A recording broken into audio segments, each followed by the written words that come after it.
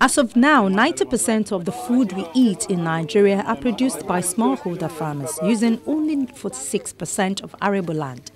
But even with their vital roles, they face so many challenges. Farmers have no title to 95% of agricultural land, so are impeded from obtaining finance or investing in improvements. The farmers cultivate on irrigated plots and mostly dependent on rainfall. We're talking about agriculture, we'll be talking about serious funding, transparent funding, serious funding and investments from other people from outside, investors both in the country and outside the country. Because if you are investing in agriculture sincerely, that's when you can employ and eradicate poverty. Because agriculture is about the largest employer of labor, no doubt about that, anywhere in the world. And if you take your agriculture serious, that's when you can alleviate total poverty. Experts are also warning that small-scale farmers have not been adequately supported over the years by successive administrations in Nigeria. Their voices are scarcely heard. Neither are they adequately represented in policy-making process and in governance. This group has also been excluded and not empowered, while their concerns and interests are not taken into account or addressed. The only true security for any nation is that the people have food. It's the first, most basic of all human needs. Every other thing comes afterwards. Unfortunately for us in Nigeria, we have taken our farmers for granted. All sectors, maybe except for politicians and farmers, don't go on strike. Politicians every 4 years, they always turn up. But the farmers have to turn up every day, every season. If they fail to do so, there will be serious problem in the land. We have taken them for granted. We have taken food for granted. And the truth is that even if you're a billionaire, if somebody don't till the soil, you cannot cook money.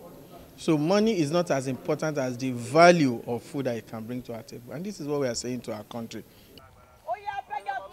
To change the narrative, the farmers have produced a manifesto which articulates their needs and concerns into a comprehensive demand, and they are asking political candidates to commit to the manifesto. Never in the history of farmers forum sitting down with either the candidate or even the government to interact and really tell them some truths of life. I think it's a very good landmark with the organizers.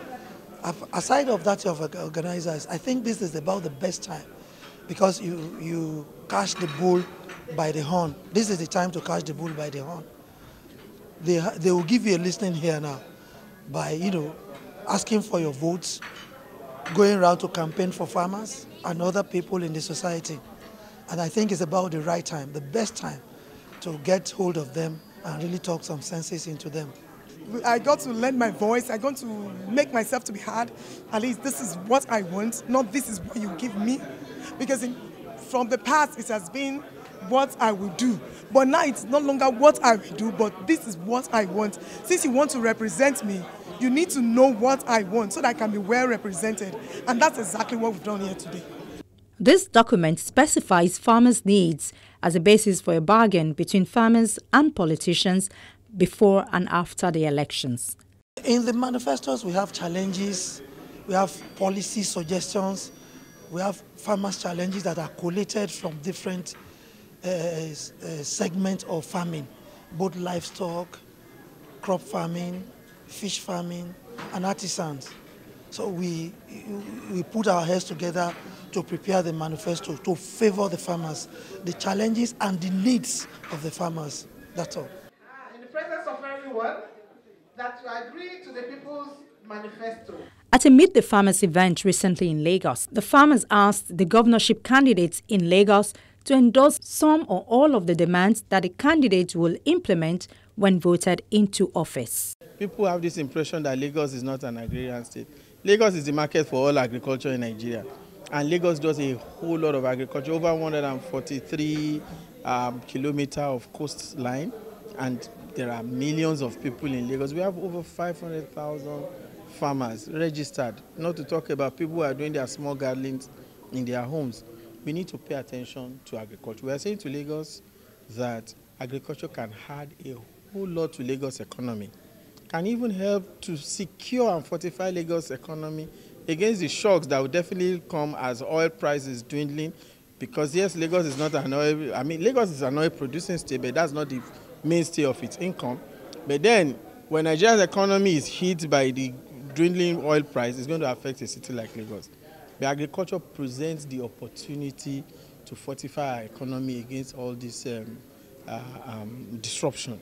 So we are saying to government, people who might be occupying the seat of power in Lagos after the next election, that they should pay attention to agriculture. They should deal with the issues that farmers have identified as their problem. Farmers are the most loyal of citizens. The issues that hinders farmers do not affect only the farmers, they inadvertently affect us all. Because if the farmers don't get good yield, we are going to have to pay much more for the little they are able to bring. If the farmers don't get good yield, there will be likelihood of food insecurity. And that is the worst of security situation you can have. So we are saying that you need to look at those issues that farmers have identified, issues of land. Land is a big problem in Lagos. Even areas that have been designated as agri-land, they are being encroached. You need to look at what technologies, what new knowledge areas. Lagos is an urban city, but nonetheless, people in urban centers also do agriculture. They do animal husbandry, they do gardening, they are rooftop gardening. We all need to do something. From the perspective of sustainable agricultural growth and development in Nigeria, the most fundamental constraint is the peasant nature of the production system, with its low productivity, poor response to technology adoption strategies, and poor returns on investment. It is recognized that agricultural commercialization and investment are the key strategies for promoting accelerated modernization, sustainable growth and development, and poverty reduction in the sector. In terms of at least, building the foundation for agricultural transformation and development, they all started by providing some sort of stability to price. And this has been the case in North America, Europe, and that is the basic issue that allows financial institutions to provide funding for agriculture, loans and so on. And that is the reason why farmers adopted technologies. The moment they are guaranteed, or the moment they have some predictable prices for their output, they have no constraints in terms of investing in new technology, in capital machinery and so on. So when I look at that historical evidence and see the situation in Africa, that is completely lacking. And at the same time, you see that production is affected hugely by all kinds of external factors, and especially the weather situation now, the climate change. You have production variability and production shocks. And at the same time, when you look at the markets, they are largely undeveloped. So you don't have warehouses, to smooth out the supply. You only produce once or twice. But unless you have warehouse, storage services, you cannot really constantly supply the market. So that again is very much underdeveloped, and in many cases, is handled by traditional markets, where the capacity to handle large volume is very limited, and therefore prices tend to fluctuate because of the production factors and also because the market is very, very weak. The impact of climate change on the Nigerian smallholder farmer is real and has far-reaching effect than it is being considered by the government. From loss of farmlands due to extreme temperatures, production season fluctuations, as well as flood and desertification, farmers have been prone to issues of adaptation, which capacity they lack. Beyond this, the cost of weather information is beyond the ability of many small-scale farmers.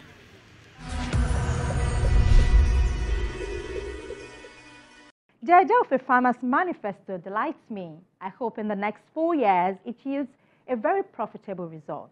Our inbox, Earthfile at channelstv.com, is available for your comments and questions. You can also view this episode and other episodes of the program by visiting our YouTube channel, youtube.com/channelswap. Do click the playlist menu and then click Earthfile. You can also follow us on Twitter. That's our program for this week. We'll see you next week.